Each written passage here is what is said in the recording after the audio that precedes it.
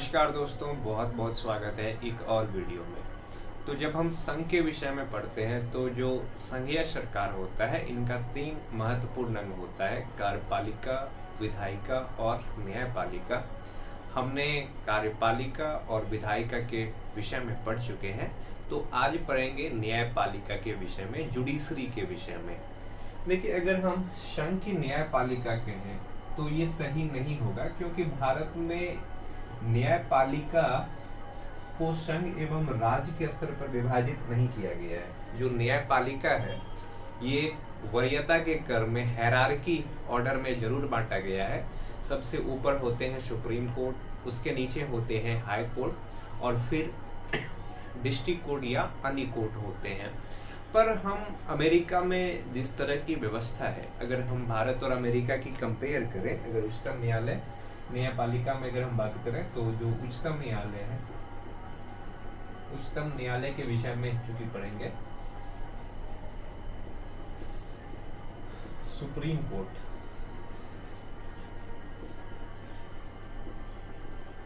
Supreme court के विषय में पढ़ेंगे। तो अगर हम भारत और अमेरिका में जुडिशरी के विषय में देखें तो भारत में एकीकृत न्यायपालिका है, एकीकृत न्यायपालिका, भारत में एकीकृत न्यायपालिका है, इंटीग्रेटेड जुडिशियल सिस्टम है। इसका मतलब ये हो गया कि भारत में राज्य के लिए अलग न्यायपालिका और संघ के लिए अलग न्यायपालिका जैसी व्यवस्था नहीं है। यानी कि ऐसे न्यायिक संस्था जो केवल और केवल संघीय विषय पर अपना निर्णय देता हो, ऐसे न्यायपालिका जो केवल और केवल राज्य के विषय पर अपना निर्णय देता हो, इस तरह की व्यवस्था भारतीय संविधान में नहीं किया गया है। दूसरी तरफ अगर हम अमेरिका की बात करें तो अमेरिका में एकीकृत न्यायपालिका नहीं है। अमेरिका में एकीकृत न्यायपालिका नहीं है। इसका मतलब क्या हो गया कि अमेरिका में राज्य के प्रत्येक राज्य का न्यायपालिका अलग होगा और संघीय विषय पर काम करने वाला न्यायपालिका अलग होगा। यानी कि जितने राज्य हैं उन सभी राज्य का अपना न्यायपालिका है जो केवल उस राज्य के मामले में काम करेगा, और एक न्यायपालिका संघ का होगा जो संघीय विषय पर काम करेगा। लेकिन भारत में ऐसा नहीं है। भारत में न्यायपालिका एकीकृत है, राज्य की कोई अलग से न्यायपालिका और संघ के लिए अलग से न्यायपालिका नहीं होते हैं। बस इनका एक हायरार्की होता है। भारत में अगर देखें तो सबसे टॉप पर होता है हमारा सुप्रीम कोर्ट, उसके नीचे होता है हाई कोर्ट और फिर डिस्ट्रिक्ट कोर्ट, जिला कोर्ट जैसी संस्था होता है जो स्थानीय स्तर पे शुरू होकर के ऊंचे की तरफ जाता है। यानी कि भारत में एक एकीकृत न्यायपालिका है। जो हमारा सुप्रीम कोर्ट है ये संघ के विषय पर भी कानून बना सकते हैं, संघ के विषय पर जो मामले हैं उनको भी देख सकते हैं, जो राज्य के विषय पर मामले हैं उनको भी देख सकते हैं। पर अमेरिका में एकीकृत न्यायपालिका नहीं है। तो आज हम समझते हैं भारत के सुप्रीम कोर्ट के विषय में। भारत के सुप्रीम कोर्ट यानी कि उच्चतम न्यायालय या सर्वोच्च न्यायालय के विषय में समझते हैं।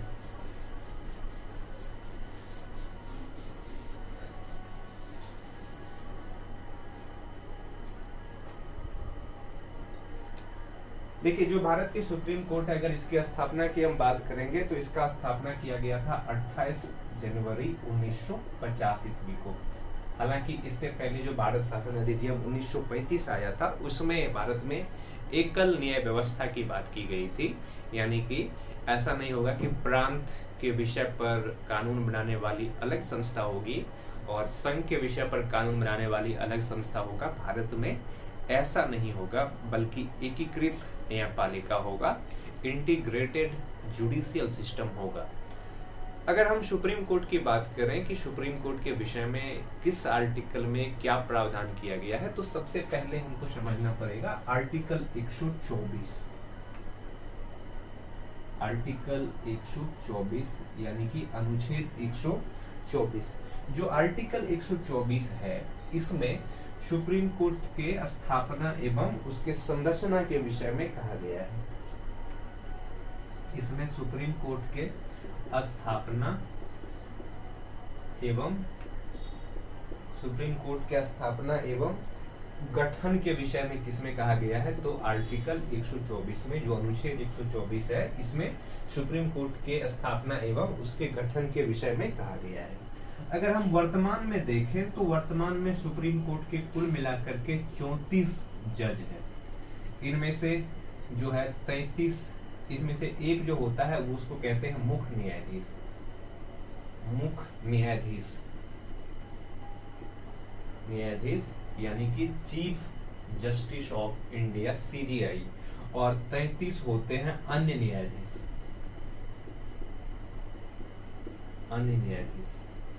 एक होते हैं मुख्य न्यायाधीश चीफ जस्टिस ऑफ इंडिया और 33 होते हैं अन्य न्यायाधीश। अगर हम सुप्रीम कोर्ट के जज के नियुक्ति के विषय में समझें कि सुप्रीम कोर्ट के जज की नियुक्ति कैसे किया जाता है, तो हम उनको समझ सकते हैं। तो आर्टिकल 124 में सुप्रीम कोर्ट के स्थापना एवं उसके गठन के विषय में कहा गया है। और भारत के जो सुप्रीम कोर्ट है, भारत के जो उच्चतम न्यायालय है, इनमें कुल मिलाकर के 34 जज है, जिनमें से कि 33 अन्य न्यायाधीश होते हैं और एक होते हैं चीफ जस्टिस ऑफ इंडिया, यानी कि भारत के मुख्य न्यायाधीश। हम इनके अब नियुक्ति प्रक्रिया को समझते हैं कि सुप्रीम कोर्ट के जज का नियुक्ति किस प्रक्रिया के द्वारा किया जाता है।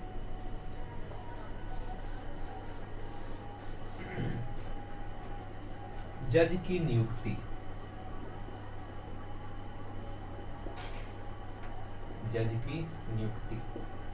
देखिए, चूंकि सुप्रीम कोर्ट में एक होता है चीफ जस्टिस और बाकी जो 33 होते हैं वो कौन होते हैं, वो होते हैं अन्य न्यायाधीश। तो सबसे पहले समझते हैं कि चीफ जस्टिस ऑफ इंडिया यानी कि भारत के जो मुख्य न्यायाधीश है उनका नियुक्ति किस तरीके से होता है। तो देखिए, जो CJI है, चीफ जस्टिस ऑफ इंडिया है, इसका नियुक्ति राष्ट्रपति के द्वारा होता है। राष्ट्रपति के द्वारा, भारत के राष्ट्रपति चीफ जस्टिस ऑफ इंडिया को नियुक्त करते हैं। अपॉइंट करने का काम कौन करते हैं, तो भारत के राष्ट्रपति करते हैं। दूसरा, जो सुप्रीम कोर्ट के जो चीफ जस्टिस बनते हैं वो सुप्रीम कोर्ट के वरिष्ठतम न्यायाधीश होते हैं। वरिष्ठतम न्यायाधीश यानी कि सुप्रीम कोर्ट के जो बाकी 33 जज है उनमें से जो सबसे वरिष्ठ न्यायाधीश होगा वही चीफ जस्टिस के रिटायर होने के बाद भारत के मुख्य न्यायाधीश बनेगा। उसको भारत के मुख्य न्यायाधीश नियुक्त कौन करेंगे, भारत के राष्ट्रपति करेंगे। यानी कि एक तो चीफ जस्टिस हो गया और बाकी 33 हो गया अन्य न्यायाधीश। अगर चीफ जस्टिस का पद रिक्त होता है, खाली होता है, तो ये जो 33 अन्य न्यायाधीश है इनमें से जो सबसे वरिष्ठतम न्यायाधीश होगा, जो सीनियर मोस्ट जज होगा, उनको भारत के मुख्य न्यायाधीश अपॉइंट किया जाएगा। किसके द्वारा, भारत के राष्ट्रपति के द्वारा। देखिए, जो वरिष्ठतम न्यायाधीश का कॉन्सेप्ट है ये भारत के संविधान लागू होने से 1950 से लेकर के 1973 तक यही परंपरा था कि जो सुप्रीम कोर्ट के वरिष्ठतम न्यायाधीश होगा, जो सीनियर मोस्ट जज होगा, उसी को भारत का मुख्य न्यायाधीश नियुक्त किया जाएगा। पर जब भारत में आपातकाल लागू किया गया, इमरजेंसी लागू किया गया इंदिरा गांधी के द्वारा, तो उस समय क्या हुआ कि जज की जब नियुक्ति हुआ तो ये जो वरिष्ठतम न्यायाधीश के नियुक्त होना चाहिए चीफ जस्टिस ऑफ इंडिया के रूप में, इन चीजों को ध्यान में नहीं रखा गया। इंदिरा गांधी के समय में मनमाने तरीके से जो दूसरे न्यायाधीश थे, जो उस समय सुप्रीम कोर्ट में वरिष्ठतम न्यायाधीश में नहीं थे, उनको चीफ जस्टिस ऑफ इंडिया के रूप में नियुक्त कर दिया गया। तो इस चीज पर कंट्रोल करने के लिए कि भारत का जो चीफ जस्टिस ऑफ इंडिया बनेगा वो सबसे वरिष्ठतम न्यायाधीश नहीं बनेगा, इसके लिए क्या बनाया गया, 1993 में क्या किया गया कि सुप्रीम कोर्ट ने अपना एक निर्णय दिया कि भारत में जो मुख्य न्यायाधीश के रूप में नियुक्त किया जाएगा वो सुप्रीम कोर्ट के सीनियर मोस्ट जज ही होना चाहिए। तो अब ये प्रावधान है कि सीनियर मोस्ट जज को ही भारत के मुख्य न्यायाधीश के रूप में नियुक्त किया जाता है। तो ये तो हो गया किसके विषय में, चीफ जस्टिस ऑफ इंडिया के विषय में। अब समझते हैं कि जो अन्य न्यायाधीश है, सुप्रीम कोर्ट के जो 33 अन्य न्यायाधीश होता है, उनका नियुक्ति किस तरीके से होता है, उनका नियुक्ति किस प्रक्रिया के द्वारा होता है।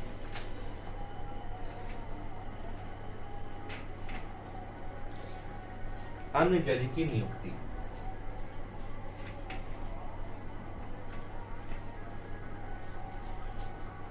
अन्य जज की नियुक्ति, अन्य जज की नियुक्ति। सुप्रीम कोर्ट के मुख्य न्यायाधीश के अतिरिक्त जो बाकी अन्य जज है, बाकी कितने अन्य जज होते हैं? तो 33 अन्य जज होते हैं। इनका नियुक्ति किस तरीके से किया जाता है? तो देखिए, जो अन्य जज है उनका भी नियुक्ति होता है राष्ट्रपति के द्वारा, राष्ट्रपति के द्वारा होता है। पर राष्ट्रपति सीधे किसी व्यक्ति को सुप्रीम कोर्ट के जज नियुक्त नहीं कर देते हैं। देखिए, जो मुख्य न्यायाधीश का नियुक्ति करने की जब बात आती है तो वहां तो कोई दिक्कत है नहीं, क्योंकि 33 जो बाकी जज है उनमें से जो सबसे वरिष्ठतम न्यायाधीश है उन्हीं को चीफ जस्टिस ऑफ इंडिया के रूप में नियुक्त करेगा। पर जो अन्य न्यायाधीश है इनका नियुक्ति किस प्रक्रिया से होगा, इसको समझते हैं। तो अन्य न्यायाधीश का जो नियुक्ति करते हैं राष्ट्रपति के द्वारा करते हैं, पर राष्ट्रपति के अतिरिक्त जो अन्य न्यायाधीश की नियुक्ति होता है ये कॉलेजियम सिस्टम के द्वारा होता है। कॉलेजियम सिस्टम के द्वारा होता है। अगर हम कॉलेजियम सिस्टम की बात करें तो कॉलेजियम सिस्टम में होते हैं 5 सदस्य। कॉलेजियम व्यवस्था में 5 सदस्य होते हैं। इनके सलाह पर राष्ट्रपति किसी व्यक्ति को भारत के जो सुप्रीम कोर्ट है उनके न्यायाधीश नियुक्त करते हैं। और जो कॉलेजियम सिस्टम है, कॉलेजियम व्यवस्था में 5 न्यायाधीश होते हैं। इनमें से एक तो भारत का चीफ जस्टिस ऑफ इंडिया होता है, CJI, और 4 अन्य न्यायाधीश होता है। पर एक चीज ध्यान में रखिएगा कि इस कॉलेजियम सिस्टम के जो निर्णय होते हैं ये निर्णय कितना से होना चाहिए? अगर मतलब CJI सहित कम से कम 3 जज अगर एक पक्ष में है, इसका ही निर्णय माना जाएगा।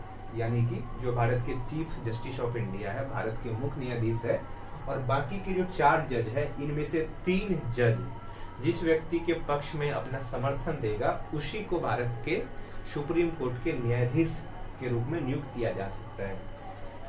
जो CJI प्लस 4 यानी कि 5।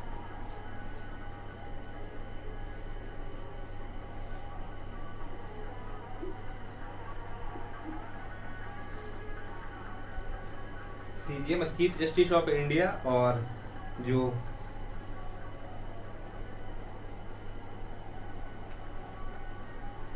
देखिए चीफ जस्टिस ऑफ इंडिया को मिलाकर के 4 और 1, यानी कि चीफ जस्टिस ऑफ इंडिया समेत अगर इस 5 सदस्य में से 4 सदस्य का समर्थन किसी जज के पक्ष में है तब ही उसको भारत का मुख्य न्यायाधीश समेत अगर 4 अन्य जज का समर्थन उस व्यक्ति को प्राप्त है तभी उसको सुप्रीम कोर्ट के जज के रूप में नियुक्त किया जा सकता है।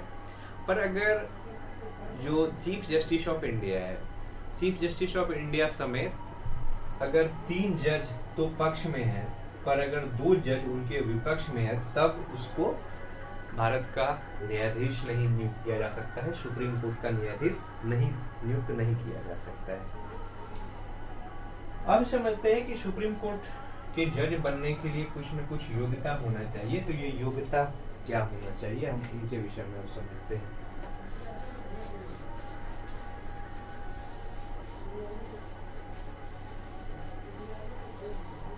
योग्यता, अब क्या समझते हैं हम? जज की योग्यता। जज की योग्यता यानी कि जो भारत में सुप्रीम कोर्ट के जज किसी व्यक्ति को अगर नियुक्त होना है तो उसके पास क्या क्या योग्यता होना चाहिए, क्योंकि बिना योग्यता का किसी भी व्यक्ति को राष्ट्रपति कैसे जज नियुक्त कर सकता है। उनके पास कुछ न कुछ योग्यता होना ही चाहिए। उनमें से जो सबसे पहली योग्यता है वो ये है कि भारत का नागरिक होना चाहिए। पहली योग्यता ये है कि भारत का नागरिक होना चाहिए। नागरिक होना चाहिए। जिस व्यक्ति को भी भारत का मुख्य न्यायाधीश के रूप में नियुक्त होना है, भारत का मुख्य न्यायाधीश या सुप्रीम कोर्ट के जज बनना है, उनका पहला कंडीशन ये है कि उनको भारत की नागरिकता होनी ही चाहिए, वो भारत का नागरिक होना चाहिए। दूसरा, ऐसे व्यक्ति को कम से कम 5 साल तक हाई कोर्ट के जज के रूप में होना चाहिए, यानी कि वह व्यक्ति 5 साल तक किसी हाई कोर्ट में जज के रूप में अपना सेवा दे चुका हो। दूसरी योग्यता ये है।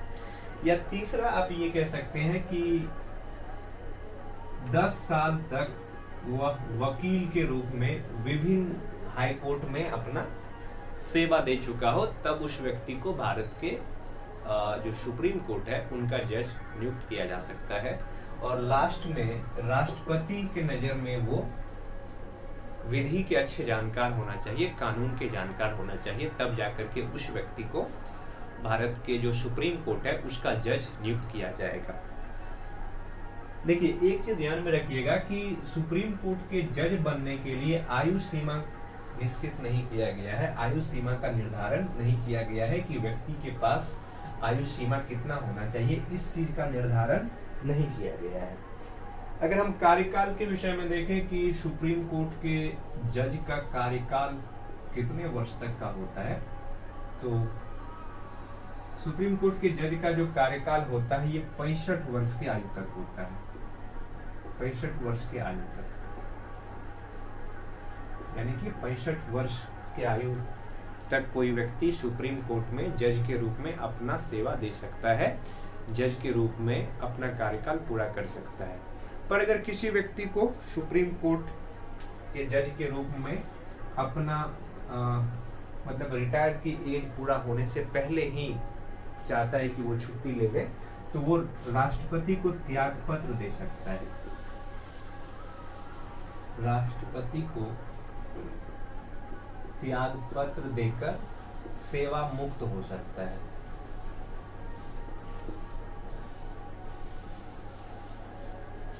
देकर सेवा मुक्त हो सकता है।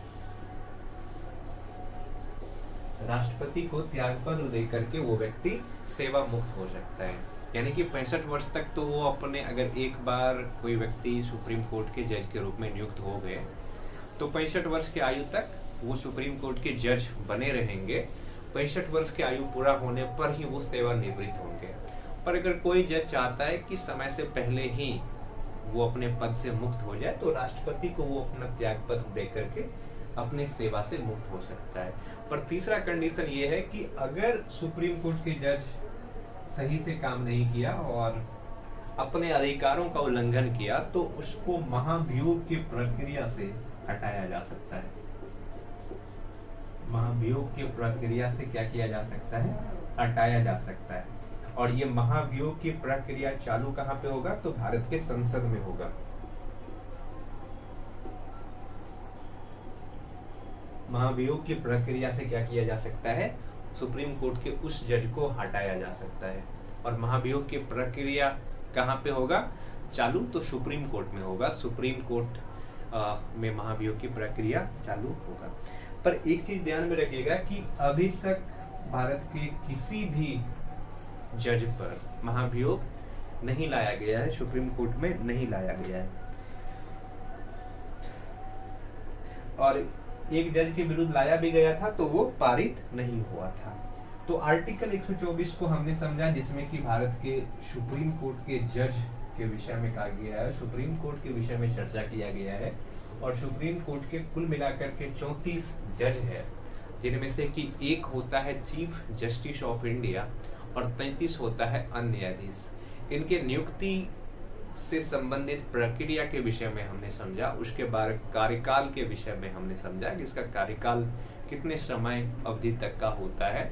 फिर हमने इस बात को भी समझा कि जो सुप्रीम कोर्ट के जज हैं उनको जज नियुक्त होने के लिए क्या क्या योग्यता की आवश्यकता होती है, हमने इन चीज को भी समझ लिया। अब आर्टिकल 125 को समझते हैं, जिनमें कि सुप्रीम कोर्ट के न्यायाधीश के वेतन के विषय में कहा गया है।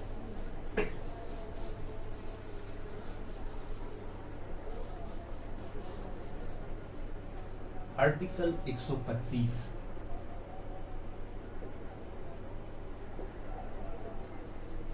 आर्टिकल 125 में जो सुप्रीम कोर्ट के न्यायाधीश है, सुप्रीम कोर्ट के न्यायाधीश के का वेतन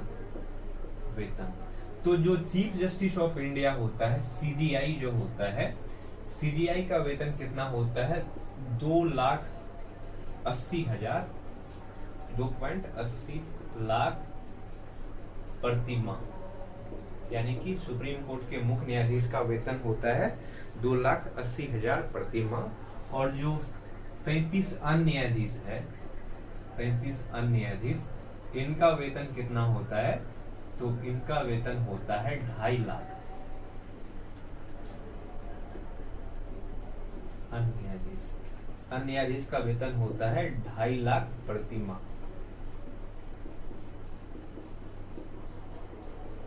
2.5 लाख प्रति माह। और एक चीज आप ध्यान में रखिएगा कि इस वेतन को कम नहीं किया जा सकता है उनके कार्यकाल के दौरान। और सुप्रीम कोर्ट के जो जज है, इनको वेतन दिया जाता है भारत के संचित निधि से। भारत के संचित निधि से क्या किया जाता है? सुप्रीम कोर्ट के जज को वेतन दिया जाता है। भारत के जो संचित निधि है, इनके द्वारा सुप्रीम कोर्ट के जज को वेतन दिया जाता है। तो आर्टिकल 125 को हमने समझा, जिसमें कि सुप्रीम कोर्ट के जज के वेतन के विषय में है। इनमें जो भारत का मुख्य न्यायाधीश है, यानी कि चीफ जस्टिस ऑफ इंडिया है, इनका वेतन होता है 2,80,000 प्रति माह। वहीं पे जो अन्य न्यायाधीश है, उनका वेतन होता है 2,50,000 प्रति माह। और इनको वेतन दिया जाता है भारत के संचित निधि से। अब आगे समझते हैं आर्टिकल 126 को। देखिए, जो आर्टिकल 126 है, इसमें कार्यकारी मुख्य न्यायाधीश के विषय में चर्चा किया गया है।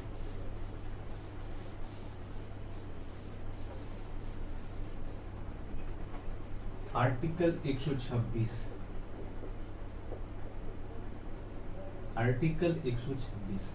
इसमें कार्यकारी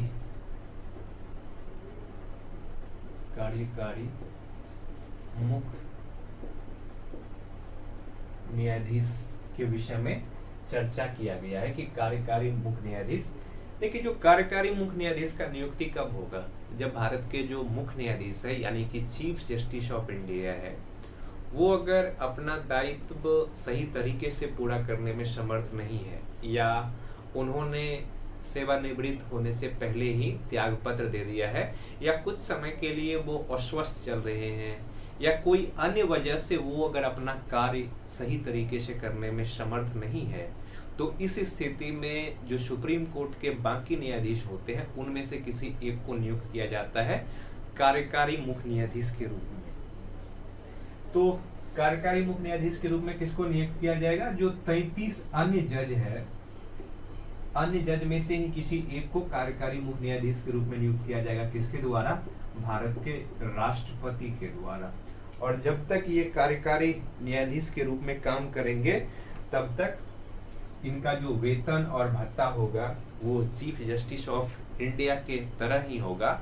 और जब चीफ जस्टिस ऑफ इंडिया जो पहले था, जो मुख्य न्यायाधीश था, वो फिर अगर अपना पद ग्रहण कर लेंगे, तो फिर ये कार्यकारी मुख्य न्यायाधीश के से अपना पद छोड़ करके भारत के जो सुप्रीम कोर्ट है, उनके अन्य न्यायाधीश के रूप में अपना पद संभालेंगे और अपना कार्य को संभालेंगे। जो आर्टिकल 127 है, अनुच्छेद 127, इसमें कहा गया है एड हॉक जज के विषय में। आर्टिकल 127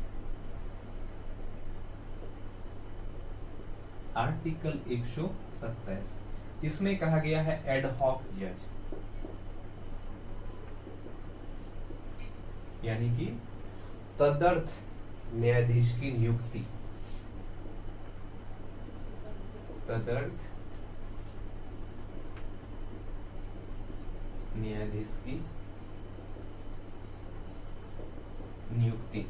तदर्थ न्यायाधीश के नियुक्ति के विषय में किसमें कहा गया है? तो आर्टिकल 127 में कहा गया है। देखिए, जो तदर्थ न्यायाधीश की नियुक्ति होता है, कब होता है? सुप्रीम कोर्ट में जजों की संख्या के कमी होने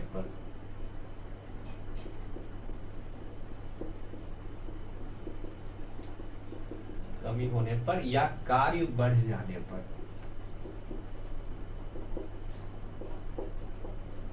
अब देखिए जो सुप्रीम कोर्ट की जज की संख्या है वो कितना है, कुल मिलाकर के चीफ जस्टिस ऑफ इंडिया समेत 34 है।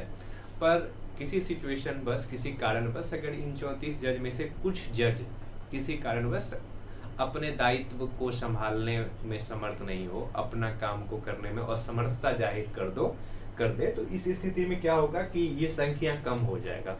और इस कंडीशन में सुप्रीम कोर्ट का जो कार्रवाई है, जो काम है, वो सही तरीके से नहीं चलेगा और जो न्यायिक प्रक्रिया है, न्यायिक प्रक्रिया में बाधा उत्पन्न होगा।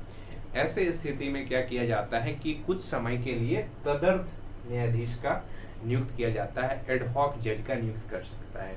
या दूसरा कंडीशन क्या हो सकता है कि ये 34 के 34 जज तो सुप्रीम कोर्ट में है, पर सुप्रीम कोर्ट का कार्य बहुत ज्यादा बढ़ गया है और ये 34 जज उस काम को करने में समर्थ नहीं है, काम का जिम्मेदारियां बढ़ चुका है और उस काम को करने में समर्थ नहीं है। तो ऐसे स्थिति में भी एडहॉक जज की नियुक्ति किया जाता है। ऐसे स्थिति में भी तदर्थ जज का नियुक्ति किया जाता है। और तदर्थ जज का नियुक्ति अब देखिए ये जो तदर्थ जज होता है ये किसी न किसी हाई कोर्ट का जज होता है और इसका नियुक्ति भारत के जो सीजीआई है, चीफ जस्टिस ऑफ इंडिया है, उनके सलाह पर किया जाता है। और उस राज्य के, मतलब जिस हाई कोर्ट के ये जज होंगे, उस हाई कोर्ट के जज के सलाह पर किया जाता है किस जज की नियुक्ति, तो तदर्थ न्यायाधीश की, यानी कि एडहॉक जज की नियुक्ति किया जाता है। अब हम समझते हैं कि आर्टिकल 128 को, कि आर्टिकल 128 में क्या प्रावधान किया गया है।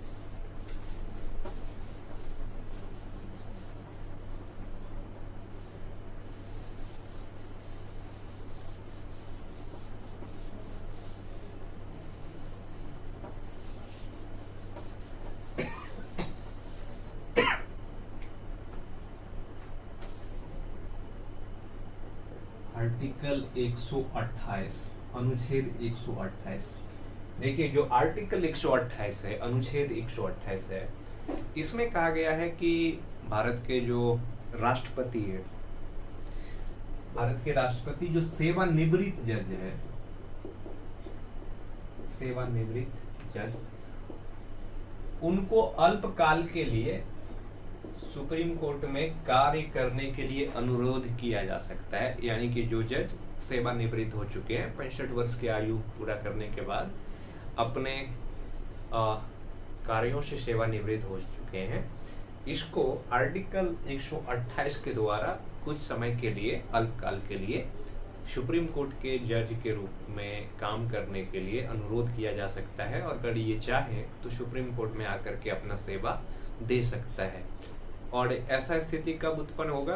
ऐसी स्थिति भी तब उत्पन्न होगा जब सुप्रीम कोर्ट के कार्य बहुत ज़्यादा बढ़ जाए और सुप्रीम कोर्ट की जो क्षमता है, उस क्षमता के हिसाब से वो काम सही तरीके से अगर नहीं हो पा रहा है, तो ऐसे स्थिति में आर्टिकल 128 के प्रयोग करके जो सीजीआई है, यानी कि चीफ जस्टिस ऑफ इंडिया है, वो जो जज सुप्रीम कोर्ट से रिटायर हो चुके हैं, उनको कुछ समय के लिए फिर से अपना सेवा देने के लिए अनुरोध कर सकते हैं।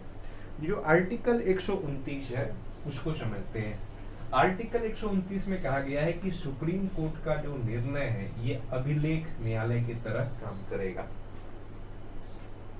आर्टिकल 129 इसमें कहा गया है कि सुप्रीम कोर्ट का निर्णय अभिलेख न्यायालय की तरह काम करेगा।